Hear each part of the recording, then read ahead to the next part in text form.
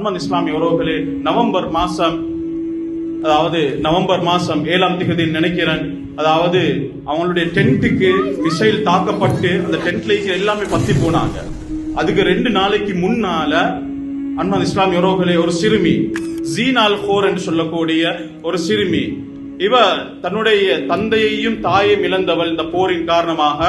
இந்த சிறுமி, அதாவது பொம்பளை புள்ளைய பெற்றவங்களுக்கு இந்த சிறுமியுடைய அழகு தெரியும், அழகும் சந்தோஷமும் என்னென்றது தெரியும்.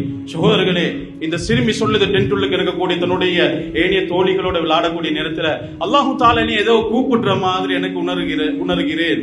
வெளியே வாரா, மிசைலால தாக்கப்பட்ட நேரத்துல, தாக்கப்பட்டு வீசிப்பட்டு ஷஹீதாக நேரத்துல மற்ற சிறுமிகளும் ஓடோடி போறாங்க.